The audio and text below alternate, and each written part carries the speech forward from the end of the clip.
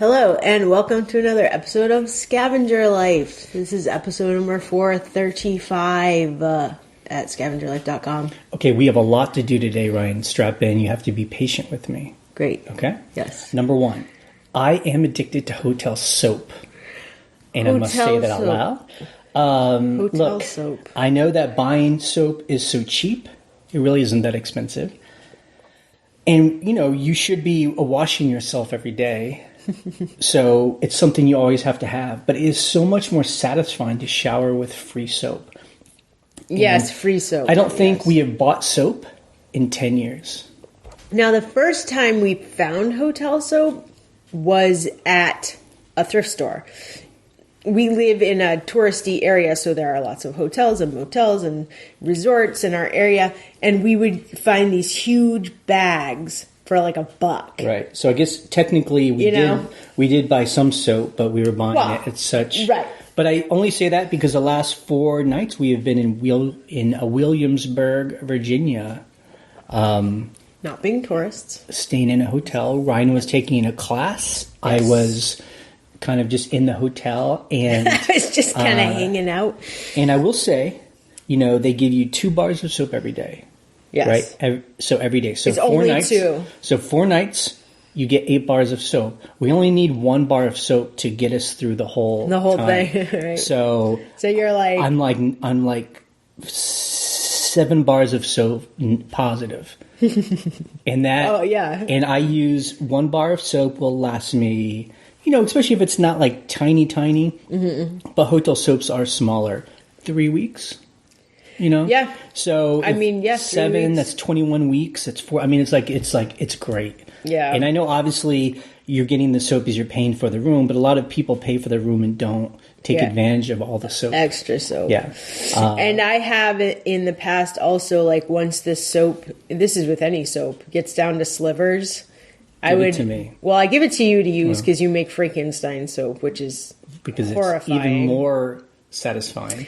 But in the past, when you didn't do that, I would grind the soap down and make detergent. Right. But now that we do an Airbnb, I can't. I use so much. And we found detergent. a source where we buy really good, unsmelling, whatever, non-scented detergent, really cheap. It's almost like not even worth a making, Yeah. It's like it's at our grocery outlet. So anyway, I just brought that up because that, as a scavenger, I just that needs to be said, and it's not always about the financial sense, although it does make sense. Yeah, I think it's more about just like the satisfaction of it. I love it. You know? That something that I need to do each day, which is clean myself.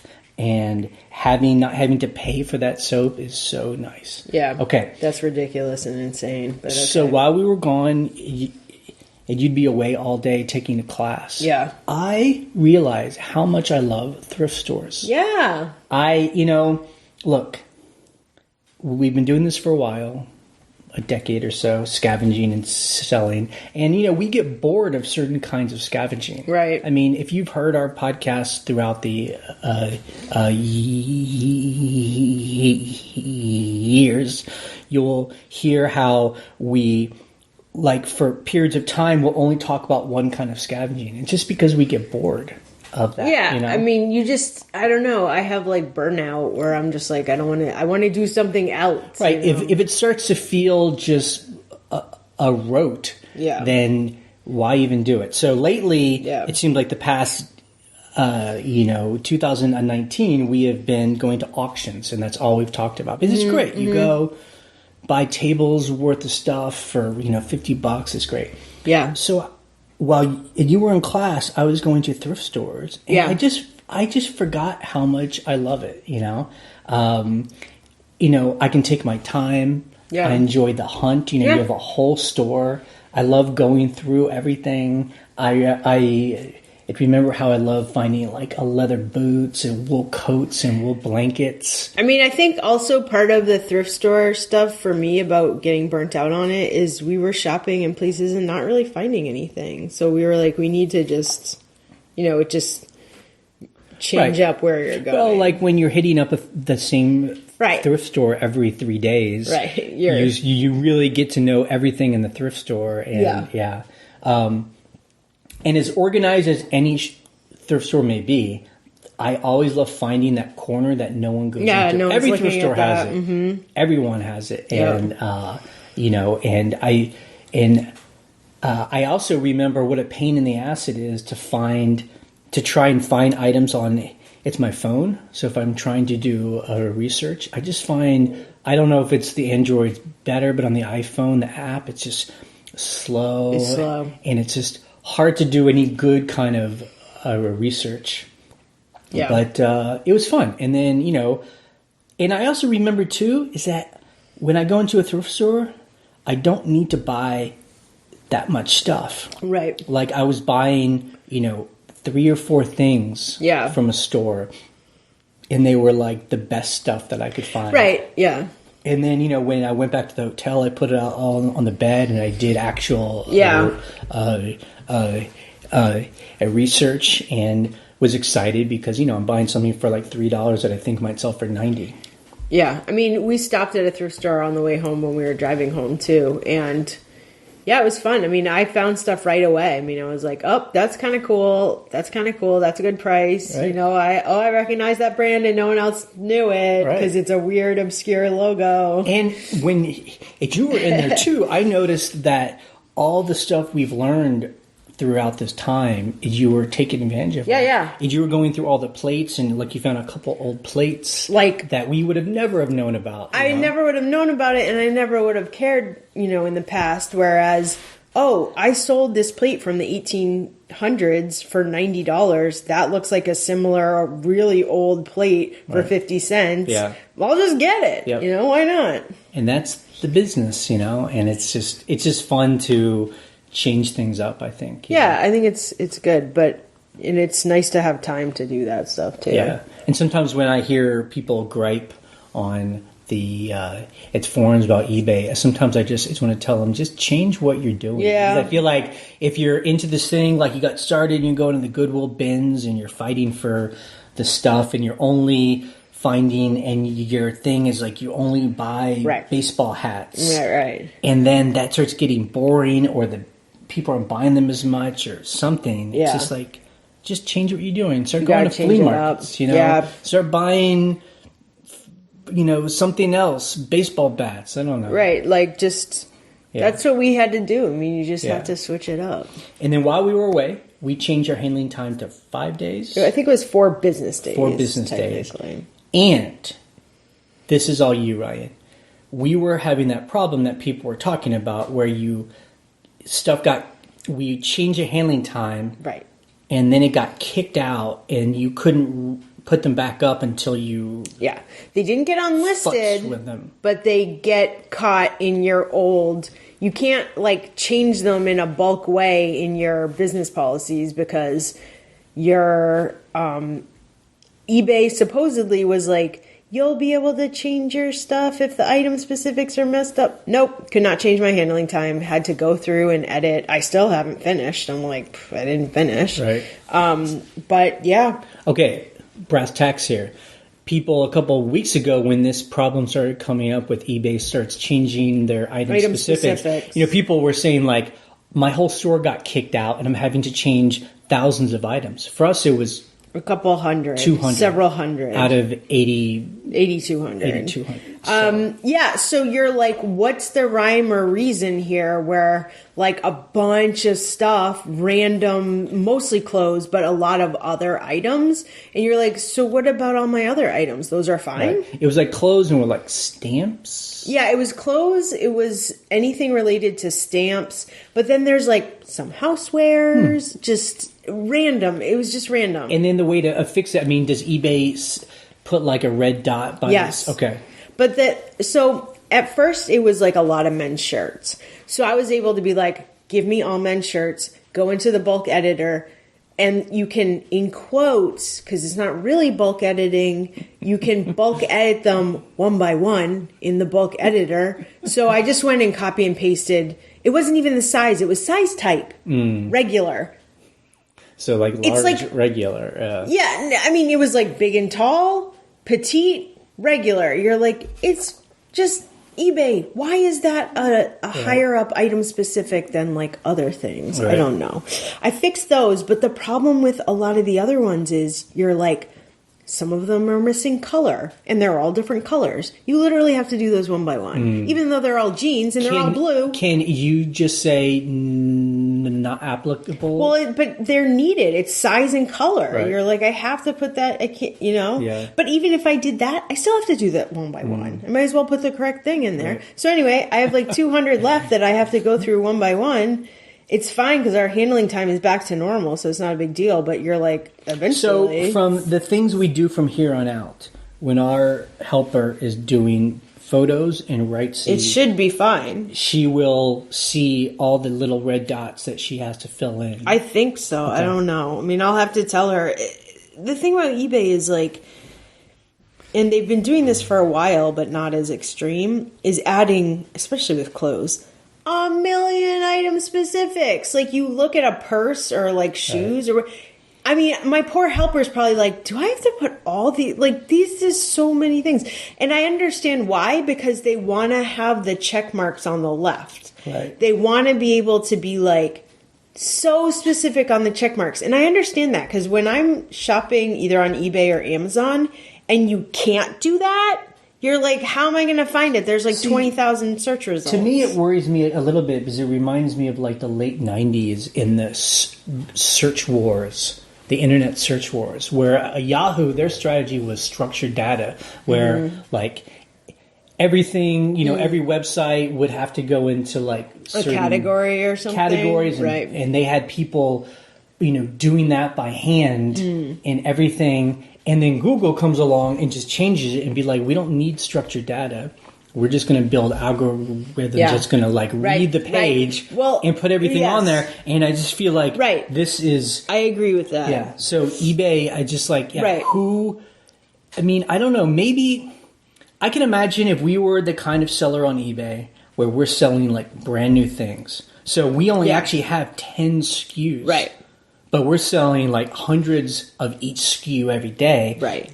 I'm going to put a lot of time into those 10 SKUs, into that structured data. Yeah, of course. But for people like us... Used Old Navy jeans? Where, I'm selling one pair of jeans that's like $20. You're like, it's size 8. I'm not going to spend half an hour putting in every little tiny piece of information, Yeah, so anyway, I feel people's pain because at first I wasn't touching listings, but then when I knew when we changed our handling time, I was like, I'm going to see a nightmare. And I did. Well, it wasn't, I know, as I said, Jay's very optimistic, but then again, I'm the one sitting here one by one this morning while I have a million other things to do, being like, 8, blue, regular size, just like, eBay, you're killing me to death, but it's fine. Look, my listings are still visible.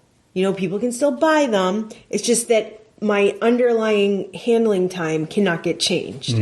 It's super annoying. So it gets kicked out of the business policy, and it's like, this is a copy, and these are all 2-day or 1 day or whatever handling, not your long handling. So people are buying those while I'm away, and I'm like, great, thanks eBay. You're annoying.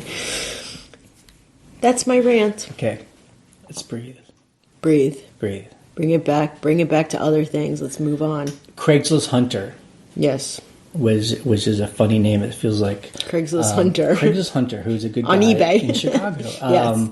So we were talking last week about what we do when we sell a local pickup on eBay. Yeah. And the question is like, how do you make sure eBay knows you gave it to the person? So they can't be like, item not received. Right. So people said that Craigslist Hunter, what he does is when someone comes to pick it up, he says, right now, you have to give me a good review on right eBay. now. Right now. I need to see it. I got the Say, thing. I got it. I'm happy. And then I'll allow you to drive away. That's kind of smart. Yeah. I mean, that's smart. Because then he can say, if they do item not received and like a chargeback or whatever, He'll be like, look at the feedback where they said they got the item. I will say, though, I don't know. I mean, we've been to his store, so he is like it's kind of like a pawn shop. / warehouse. And, he's like behind a counter. It just seems like maybe a different scenario. Like, I could see him with like a baseball bat, like, you better do this. Or, in Chicago. I don't know. Here, people are buying it off for porch. I don't know. No, totally you could. I mean, well, look, he has a structured environment where it's not his house, so he is whatever. It's almost like someone paying with a credit card and him giving a receipt. And, sure. I mean, look, people could do that out of their house too. I mean, so I mean, eBay doesn't have a really good way to fix that, but I think if people are really worried, that's a good idea. Well, part of it, too, for us is when we're messaging people about when they're going to come and what's their cell phone and we'll be home. And then afterwards, thanks for picking it up. I mean, we've done that, but thanks for picking this up. I mean, that's your paper trail. I mean, that's been our paper trail. And honestly, it hasn't ever been We've never had a problem. I guess if we got scammed, then we'd be more worried about it. Okay, someone on the forum said, if a buyer purchases an item that's been promoted, so we pay eBay a certain percentage for that. Then if the buyer returns it, this person said that eBay doesn't automatically refund you for that promoted fee. You have to actually call. In a way, that kind of makes sense. They're like, but you sold it through promoted, so why should we refund you? It's kind of like the PayPal thing where PayPal's like, sure, they returned it, but we're not going to give you your fees back. So you're not going to even if they cancel 1 minute after, you don't get it back. Yeah. I mean, look, you know what? That's why, fine. PayPal, screw you guys, and eBay has managed payments. Oh, I'm so worried about this podcast because you're really like no, but you know what I'm saying? I have some things to talk about later in the podcast, and I feel like you're like it's just going to get worse. Oh no. Okay, but look, so we haven't moved. Oh, I always like PayPal. I've never had an issue with them at all. I've always had help. On the phone with them, whatever. Yeah. But, that's pretty egregious. But it really just does come down to when you have a multi-million, billion-dollar company and you have this spreadsheet, you're like, if we just got 10 cents from every single person, we are going to make $100 million this year. Just do it. This quarter. Right, so. Yeah, but exactly. Anyway, but supposedly if you actually call, they'll give you your refund. eBay will. Yeah. So. Well. Okay. Fun times. Stephen Schultz. Yes. Our friend who does the videos on Wednesdays. Yes. So he has a kind of store where he has a smaller store, but he really focuses a lot of times on really higher end items. Yeah. Higher end stereo equipment. Like he'll go into, he's in the Midwest, and he'll go into a yard sale, and he'll be like, so do you happen to have really high end stereo equipment? And they're like, yeah, up in my attic I do. I'll give you $100, and he sells it for $2,000. Like, how is that possible? But he does it. He also repairs stuff. So right. So he was asking a question on the forum because I think his store has been slow like ours, and he sells like we do, where he'll put something up really high. $2,000 with make offer. Yeah. And a lot of us, he's willing to take an offer. Right. But his question is, maybe this isn't a working. Maybe in America, people aren't used to making offers, bargaining. So maybe I should just bring my price down. Like if I'm willing to take if it's up 2,000, I'm actually willing to take 1,500. Just price it at 1,500. And without make offer. Without make offer. Mm-hmm. And sure. Look. I get it. When things are slow, we all start to have these questions. Sure. You know what? I have an answer. Really? I do. Wow. So it has been slow for us all summer long. Yeah, really slow. A month and a half ago. So for the past 45 days, we did an experiment, which we have not told anyone about. Right. Breaking news. Breaking. We took off make offer off our entire store.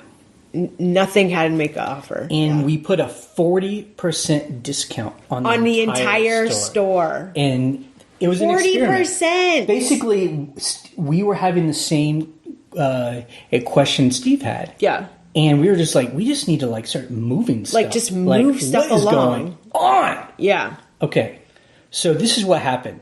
I'd say the first week or maybe 2. Yeah. We were selling a lot. Like we were selling like, a bunch of stuff. And it seems like we were selling some high-end items. I mean, it was 40%. But it was still high. But it felt like people were watching our stuff. When they saw that it's 40%, they bought. Right. So I feel like we were really flushing out a lot of people who are waiting for. That's why I was selling stuff for like $3 sometimes, because I'm like, well, this is on a mega sale. I mean, and that's the thing. Like, so when we had things for like $300 and we had to make an offer on it and no one was buying it, but then when we put a 40% sale on it, the person who watched it was buying. I mean, yeah. I think they were. Yeah. And why didn't they make an offer on it when I would have? Interesting. But, the problem was, like you said, that 40% was on everything. So when we had like $15 items at 40%, we're selling things for like $7. So after that 2 weeks, the next month, we have been selling things, and that's why I think our a weekly amount we sell are so low. We're making $1,100 because we're selling 50 items, but we're selling them so cheap. After that first 2 weeks, where it seems like we're selling a lot, then it just went back to normal, where we're just selling a normal amount. Right. It wasn't like, but we're just moving for cheaper. So much stuff. Yeah, exactly.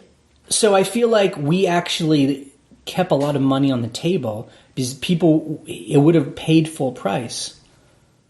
Like $30. They might have, right, sure, yeah. But instead, we were just like, take it cheaper.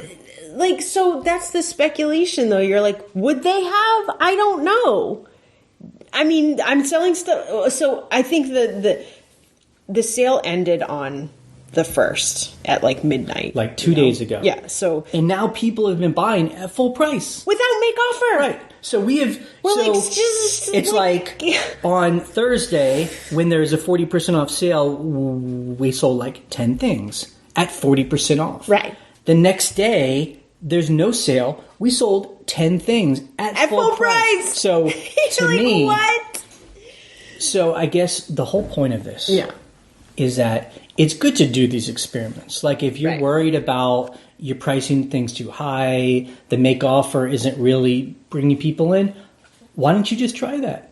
Yeah. Throw a big ass sale on things. Yeah. And see what happens. The thing is, I put that sale on. I was like so fed up. I was like 45 days. Like I was just like forever. Yeah.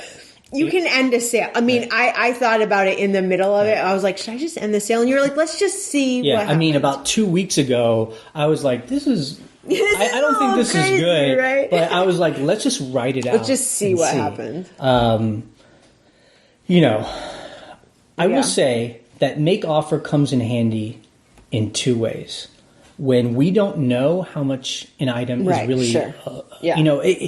It's like a really weird item. Yeah. It's a rare item. It doesn't happen to us very often where there just aren't comps. You just don't really know. Yeah. And for us, it's better just to put it on make offer and put a crazy price on it and see if we start getting offers. And if we get like 3 or 4 offers, we put up for $2,000, every offer is like $500. We're like, okay, that's probably about what it's worth. Then I'm like 800 make offer. And to us, that's better than putting it on auction, selling it for $50, and selling it for $50 because the right people didn't come on. But I think I will say though, I mean, it's not like we know an item's worth $200. Like it's clear and obvious. Like that's what the comps are, and then we price it at $800 with make offer. I mean, that doesn't make sense. Right, I wouldn't do that. But what we will do is that an item has plenty of comps and it sells between $20 and $200 because there are the crazy people that just undersell stuff. Away. We will price at the high end at $200 with make offer. Yes. So we're at the high end of the search, but we will take less. Yeah. That's what works for us. Yeah, I think that makes sense. Yeah. Instead of dumping items, we're more patient and we'll wait for a higher price. Yes, I'm absolutely like that. And this is foreboding into the later podcast here. So okay. Keep that in mind. Foreboding. Yeah. Foreshadowing. Or foreshadowing. Foreshadowing, maybe. It's foreboding. Numbers for this week. We sold 44 items. Yes. For $1,217. And our store was on sale all week. So let's see what next week brings. Yesterday, we made over $200 without having a sale. So I mean, come on, people. So anyway, and so our average price was $27, but that was because most of it was sale. So let's see what happens. It's next week. We're not going to put on make offer on anything. Now we're going to do the exact opposite experience. Like our whole store full price. Full price. Yeah. No deals. Yeah. Everything full price. Retail for you. Although, am I sending people offers? Because there is the option to send offers. How about this week? No send them. Okay. Yeah. That will save me some time. Yep. Okay. So, things we sold. A couple things I'll talk about. A cat pillow. This cat pillow. We sold it twice. We sold it. I'm just like, what is going on? This it's a cat pillow. It's one of those things where you put it up against the door so that it's a draft pillow thing, right? It's got these cats, right? And some lady buys it, and I'm like, great, I'm finally. And she bought it on sale. And then she messages a half hour later. Oh, I'm getting one of these for my birthday, which is weird. How would you know that? We put it back up. Cancel it. And then it sells full price. It sold full price because the sale is gone. So I think a lot of people talk about that when it's a frustrating fact when someone returns something or cancels a sale, but sometimes then it sells again for a higher price. I know. Great. So that was good. We sold 2 coffee mugs separately. One for $25, one for $35. I only bring it up because it is so nice when coffee mugs sell. Yeah. But I will say, coffee mugs is the dark hole that many brand new sellers fall into. That and baseball hats. Because they're so cheap. Yeah. You go to a thrift store, there's just walls. Millions of mugs. And you hear someone like us, someone on a YouTube who's like, I'm making millions of dollars selling mugs. And they're like, oh, great, I'll just buy all these mugs. Yeah. And then if you don't have the eye for them, or if you don't have the ability to store them properly, you can get so overloaded and then you'll die. Yeah, you'll die of mug death. So, but I will say, I think we're really good. We buy them so rarely. Well, and also they sell, but they don't sell that fast. I mean, we sold 2 this week, but I can't remember the last time I sold a mug. Right. So you're kind of it's just one of the things when they sell. My point is, I think we're really good these days. We know which ones I think sell. It's quality, some little weird thing to it that I think is special. And we have a rack that we keep them on, and we don't ever get overloaded. We sell enough of them. And there's enough room to make up for the brand new ones we do. I think we have a good balance. Yeah, it's like an sort of. I think it's like a wetland, I think I need. Okay, I think I need more S hooks to hang up a couple more because they do. When you are overloaded and you don't have enough S hooks to hang them, there's no place to put them. Right. So that doesn't really help. So Scavenger of the week, we talked about going to some thrift stores. It was really fun finding some luggage, a couple coats. I found a backpack, an that was Osprey a nice backpack. Yeah. It's really nice. I did find a coffee mug. Yeah. $6 for that Osprey. That's and cheap. They sell brand new, $120. Yeah. We'll get a $90. That's great. Yeah. That's ridiculous. Papa's going to buy a brand new car. With $90. Yeah. Customer issues. We had 2 returns this week that were totally our fault. This shoe return. And we gave them people back their money, shipping, everything. No problem. We sold a pair of shoes where they were the exact, they're the same brand, they are the same brand, shoe. same size. Same size. Different width. Right. You're dude, people at thrift stores. Yeah. You're size 7B. So the person who took the photo, which was you, that's how old they are. They're several years old. You're it's 7B. Right. Well, the other size is 7C. Yep. So one of them's wider than the other. Yep. So they returned them, and I had to get rid of them. This is the return, though, that I think we need to talk about. This is so annoying. A pair of shorts. The tag says size 31. Right. On the listing, our helper did a measurement of it and said the waist is actually size 34. Her chose to list the measured size and not the tag. The guy gets it and says, I'm sending this back. You said it was 34. The tag says 31. It is our fault. Right. He gets a full refund. I think we should have a corporate policy where we only list this policy is not good, because you're like pants. Okay, they say they're size 36-30. Well, someone hemmed them, so they're not that size. Okay. They're 36-28. Addendum to the corporate policy. In the title and item specifics, it needs to say what it says on the tag. In the description, you can then add, the tag says 31, but I measure it and it's more like a 34. Because eBay will not back us up if we're not putting the tag size. They won't back it up either way. Either way, if someone says, this says size 28, but it's really a 26 in the measurement, you're like, yeah, but I said that on listing. Doesn't matter. You still have to refund them. Both of those are used clothing conundrums. But one will be change mine, and one will be we did something wrong. It doesn't. No. It doesn't matter, because the person who's returning it will choose whatever they feel like. Right, but we can fight it by saying he bought it a size 31. I gave him a size 31. If he's saying it's 34, I mean... that's true. What am I going to do? Yeah. Like, that's what it says. I think you turn off free returns. You can't fight it no matter what. So, so there. Real quick, just in this part, let's talk to our shareholders here, the members of the board.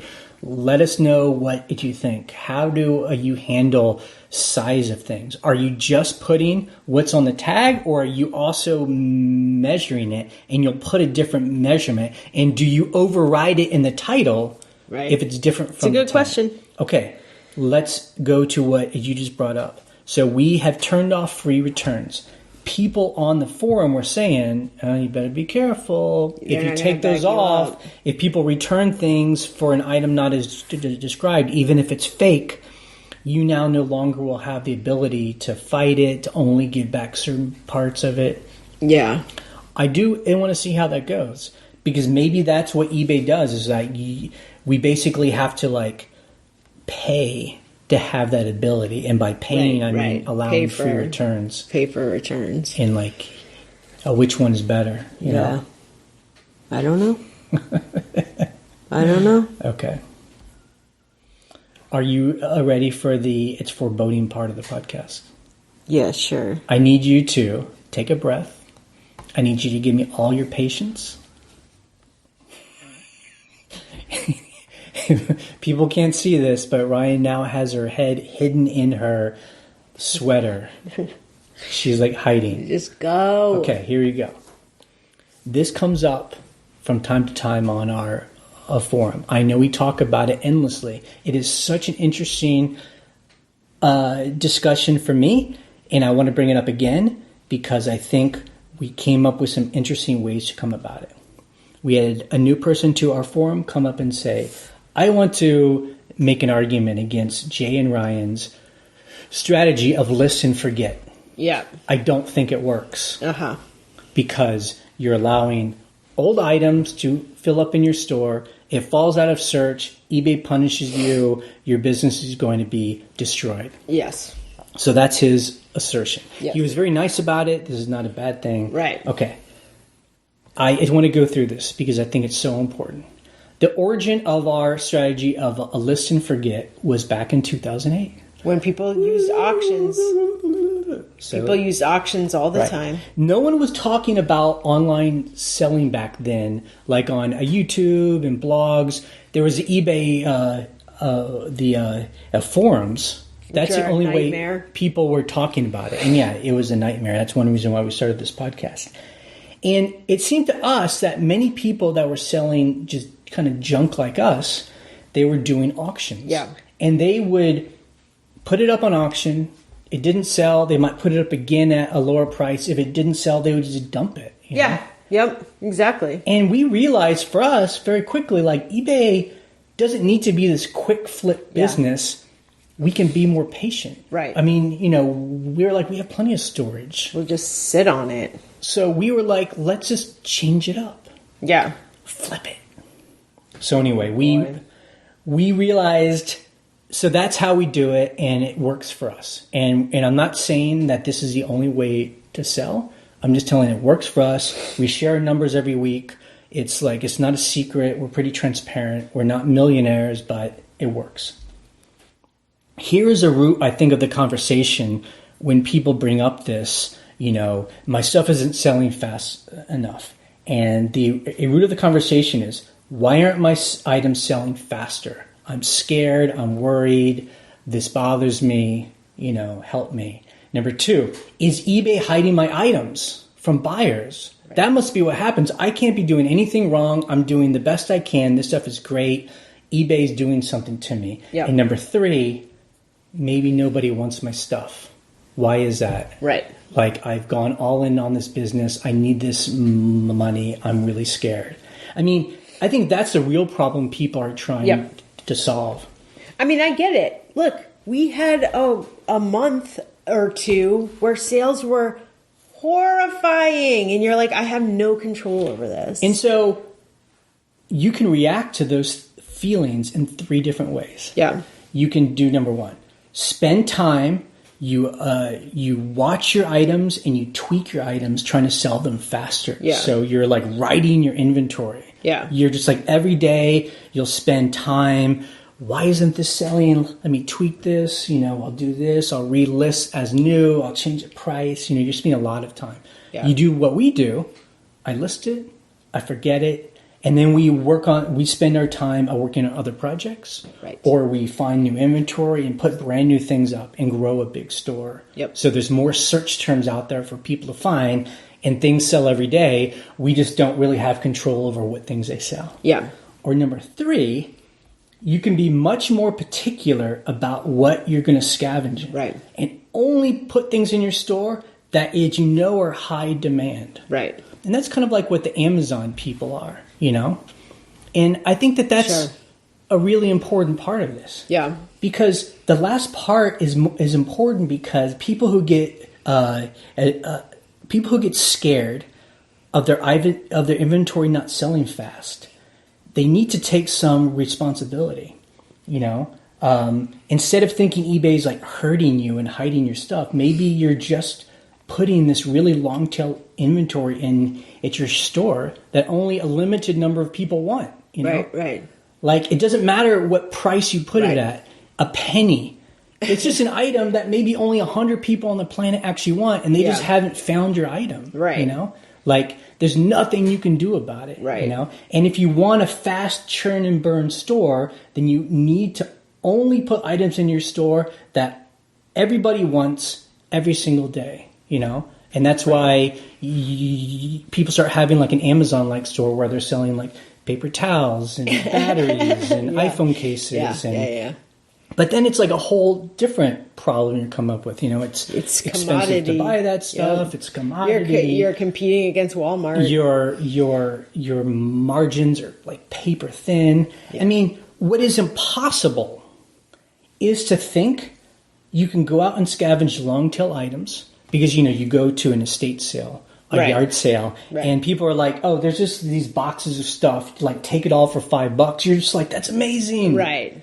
You take it because nobody will buy this stuff. And then you take it and you put it at your store and think you're going to sell it all really fast for a lot of money. That is madness. Right. If you are consciously choosing to have a long tail store, you need to man up and be like, or woman up, person up, and just be like, I am in this for the long haul. This is long tail stuff. Right. It is going to take time to sell. I mean, that's what scavenging is. Right. It is inherently long tail. Right.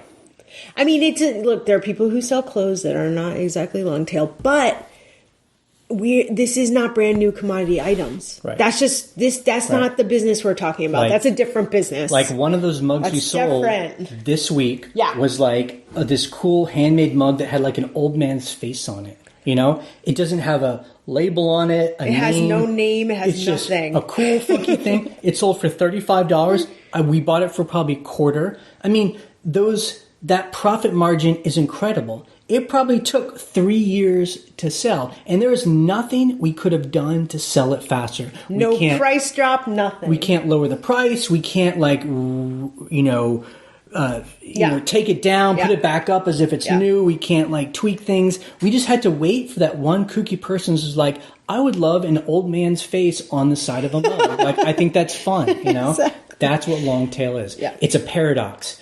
But something sells every day. Right. Whether you put it up a month ago or 3 years ago, hopefully if your sales are doing okay, stuff is selling every day. That's kind of our thinking. It works for us. If people want to come up with other ways. But I think the point here is when people start complaining about why aren't my things selling, long tail, should sell faster, eBay's hiding things. Almasty, she or they are someone that's on our forum, and they've been on a forum for a long time, and they always say these really smart things. I would like to read it. Go. They say, I think it's easy for people to think themselves out of what should be a fun business for us into making it yet another boring work-like task with the associated problems that go along with it. So true. Right. Plus, there's just a lot of bad overthinking when people start coming up with these arguments. A lot of the theories, in quotes, I read when it comes to selling on eBay just don't make any sense. Why would eBay purposely block our items?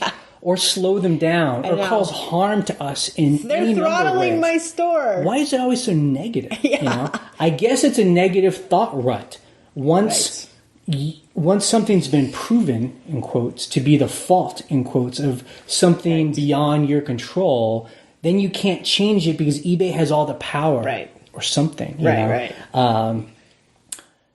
And then they go on to say, no, it's your business, not eBay's. You can do whatever you want. Keep it fun. Keep it positive. Yeah. And that's really, I think, at the core of all this is if you really think in your heart of hearts that eBay's killing your business, purposely pushing buttons, hiding your items, doing all these bad things, don't sell on eBay. I mean, and I'm not saying quit. I'm just saying there's now multiple places to go sell and find the place that you think is going to treat you right. Right. I mean, look, people will have complaints about every single platform, whether it's Facebook, Craigslist, Mercari, Amazon. Find any forum about any of those, and you're like, people are complaining. But I just love how their thinking is just at the end of the day, scavenging.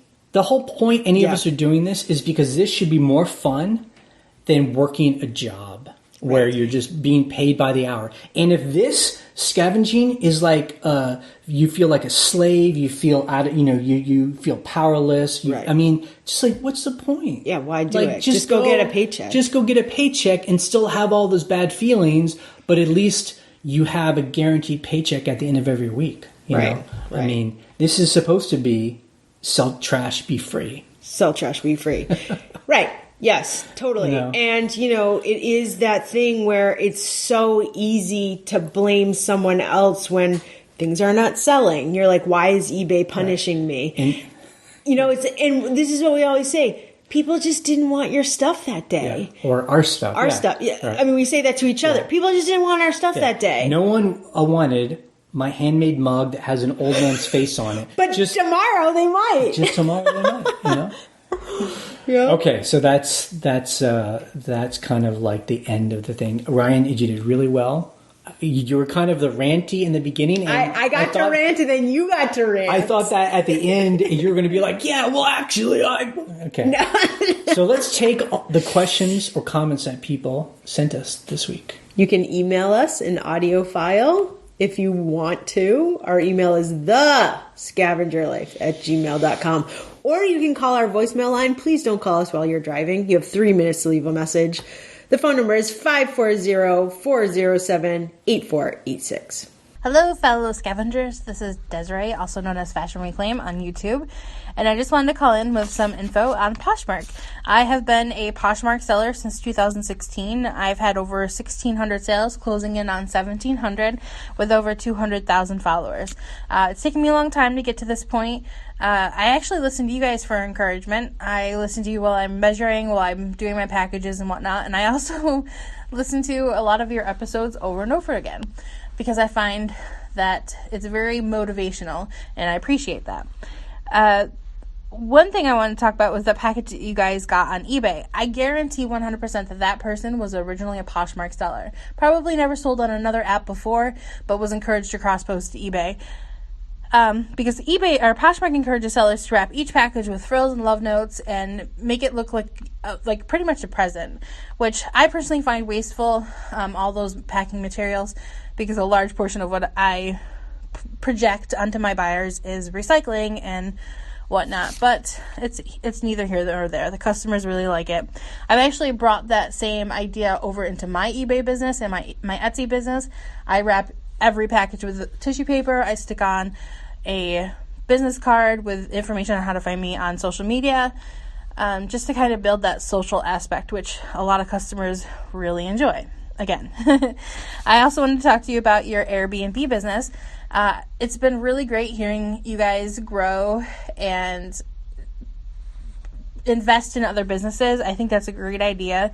I've been talking to my fiance a lot about coming up with other business plans. And since we're very rural also, and we have a lot of local natural assets, there's an untapped tourism industry in our area that I think we could really grow and bank on. So we've been talking about creating something locally that not only creates jobs, but also increases local tourism. And we also happen to be very close to Syracuse, about half an hour outside of Syracuse, which is currently going through a kind of renaissance boom, which is really great to see. But anyway, we wouldn't be here if it weren't for you guys. You guys have been so encouraging, and I had a MS relapse in 2011 that left me bedbound. And one day I happened upon one of your podcasts, and I was like, I can do that. I can totally do that. And I got back into selling jewelry and clothing, which jewelry is one of my personal passions. So, and here I am. I now rent my own space outside of my home that's over 1,100 square feet, and it's been awesome. And I couldn't have done it without you guys. So thank you.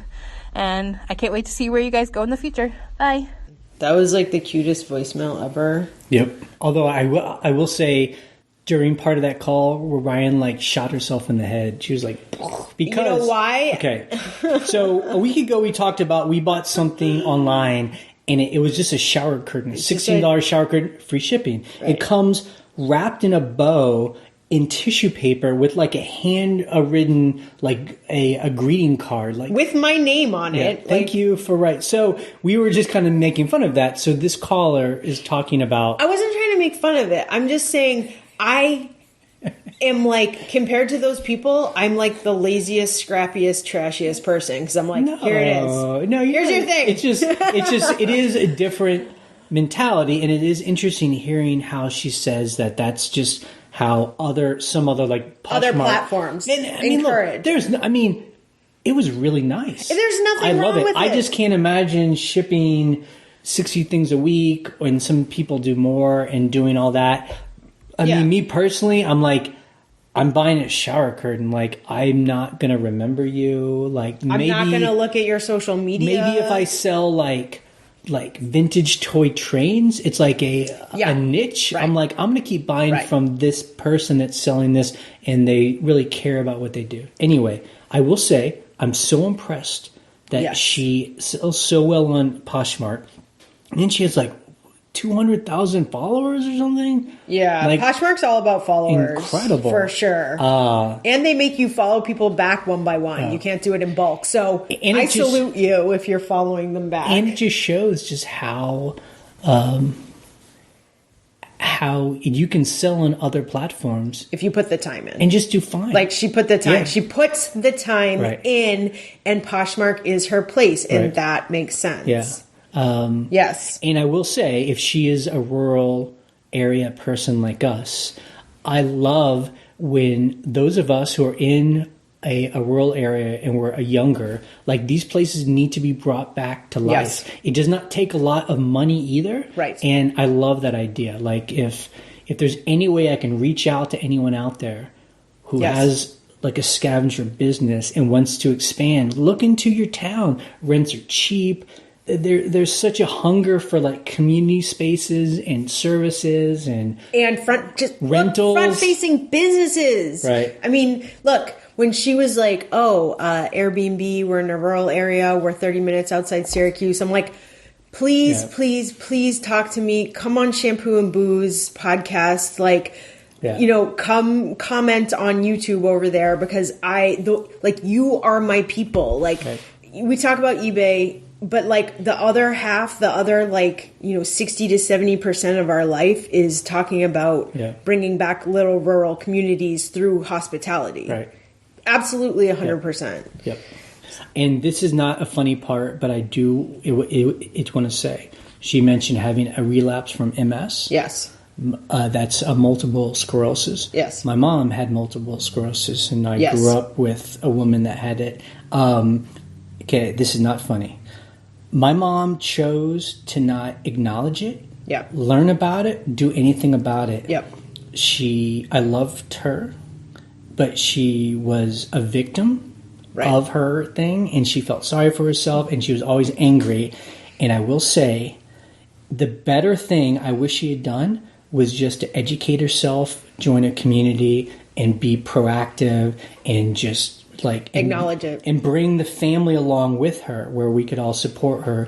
And even though it is not a great thing to have by any sense, her life could have been so much better if she had just been open about it and kind of just embraced it for it's whatever it was, and it would have made all of our lives better. Yeah. So anyway, that's all I gotta say. That's your public mental and physical health PSA. From someone that was in a family with that disease. Yeah. Yes. Hello, Jay and Ryan. I'm calling in to respond to a caller you had last week named Wayne, who said he had a music memorabilia store, and it was about the inventory system he used. And he described an inventory system where, like, the first two digits identified a category, and for eBay it would be something like clothing or home goods, and another digit identified something like men's pants or shirts and so forth. And that type of system is referred to in the industry where I work as a smart ID system. And I don't want to say Wayne's wrong. Obviously, he used the system and it worked for him. But this type of system works well until it doesn't. And with a smart ID system, the worst thing that can happen is you become successful and you run out of numbers. And so in the company where I work, we had a similar system to identify the dealers who sold our products. And at one point, we wanted to reorganize the dealers in different categories, more or less. And we discovered that it was really difficult, and it cost our company, it's a company you've heard of, it cost our company easily over $1 million to change our system so that we could move these dealers around. And we were running out of numbers. And so I would caution people against using a smart ID system. There are other ways to achieve the same result. So I would just suggest that you think it through. If you're going to use a smart ID system, think it through and think what would happen if you had a larger inventory, or if you think you might need to rearrange categories. Thanks. Yeah, I think different inventory systems work for different people, and the one that he described last week was, by category of item. And I think the problem for us is it doesn't really matter what the category of item is. It matters that we can find it. The other issue is, and we were just talking about this yesterday because this is something we didn't even mention actually. We were gone for 4 or 5 days and my helper shipped 2 days for me on Wednesday and Friday, and she found everything. Right. So we did mention we were away, but part of it was another experiment where we've been training one of our helpers to actually find things and ship. So for the past 3 weeks, she would come. Yeah. And you would help her pull stuff. I would be like, this is here, this is and here. And then help her ship. This is here, yeah. And she caught on real quick. So this past week was the first time she did it all on her own. Right. So I extended our handling time so there was no pressure for her to find anything. Right. And I was like, just come over and try it without me. See if my instructions where I tell you where things are work. She found everything. Yeah. Now, we don't have our inventory set yet where it's like, number, like shelf 1, A, B, or whatever. Right. Right now, Ryan would have to actually be like, go over into this corner and it's going to be in the bin that says like wood items. Well, but she still found stuff. I couldn't believe it. I texted her and I was like, so how'd it go? And she's like, well, I think it was like, okay. And then I looked at stuff that had to be shipped and I was like, you shipped everything. Right. What do you mean it was okay? You did perfect. Okay. So the reason I bring that up is because there was a wooden tray and because it could fit into many different categories, it's mid-century. It's a houseware. It's a collectible. It's a wooden kitchen. It's wooden, you're like, where is it? It could be in 4 different places. Right. So it doesn't really matter what category it is. It just matters what bin it's in. Period. End of story. Yeah.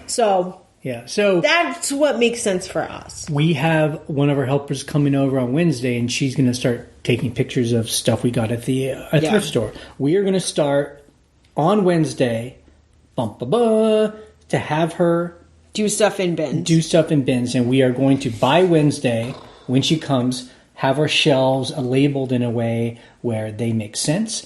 They're not going to be overly complicated. Right. It's just going to be simple enough where we get people to an area.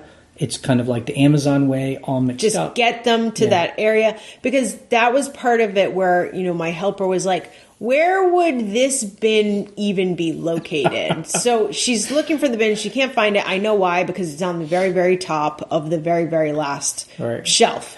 And so I had to text her. I was busy. I actually couldn't text her for a couple hours, but she was still there. And I was like, okay, walk in, take a right. It's the very last shelf, and it's way up at the top. So get on the step stool, and you'll find it. So I think a mixture between our helper will bring bins down and just say, find all of these items on our eBay store and put this is the SKU and put it in the description.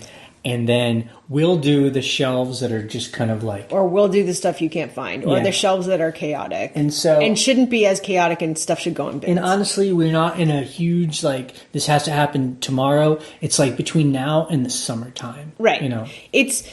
Already, I have some things that have lot numbers, and I've had her go in and put those into all the custom SKUs. That's what she did last week. I didn't have anything for her to do but that. And she kicked butt. So I have 2 different helpers, and this is the one who does listing. I was like, do all this stuff. And then she's like, okay, I did it all. I was like, wow. And I already am seeing that help. I'm like, oh, there's a custom SKU. Right. I know exactly where that is, So we will see. Everything, like I always say, seems overwhelming, but it is finite, And you just have to start doing it. And you just have to start doing it. Look, I hate doing stuff like this because honestly, it's mentally painful. It's like when we redid our linens for the Airbnbs this year. I was like, my mind can't handle it. And it's fine. It was fine. How was it? It was fine. And it was fine. It makes more sense. It was a pain in my butt, but it's great. It got done, Okay, thank you for being on this. I feel like it's a passionate episode.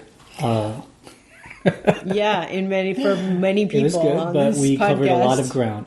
You can check out our blog at scavengerlife.com for the links we talk about, and you can join the conversation. I talk about this forum, in quotes, the forum, That's where it is, scavengerlife.com/forum.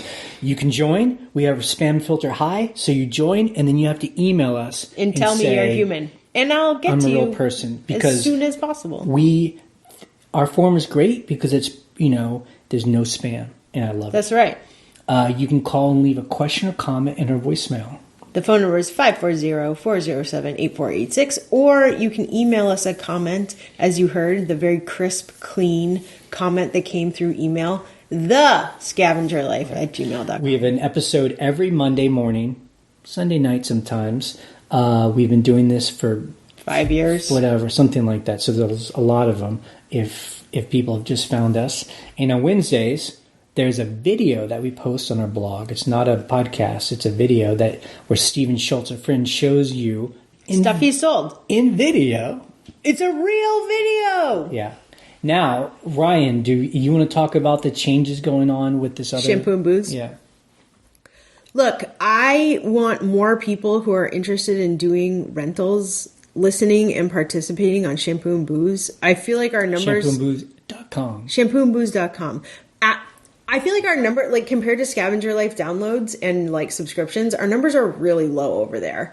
And it bums me out because I'm super excited about design. And like Desiree said when she called, like bringing back little towns or little areas through hospitality and getting people to come visit and being able to make a living doing that. I love it. So Ashley and I just did a video last week. Ashley, your sister. Ashley's my sister. Your younger sister. Where we looked at 2 guest rooms, just one room, and we said this one's super under-designed or not designed and not thought about, and this one's way over-designed and nuts. Yeah. But what is the positive between both of them? So that was super fun. So I think we're going to start doing some of those because they're fun and they're fun to watch. So shampooandbooze.com. You can just subscribe to us through all the different ways. YouTube. I keep meaning I need to do it.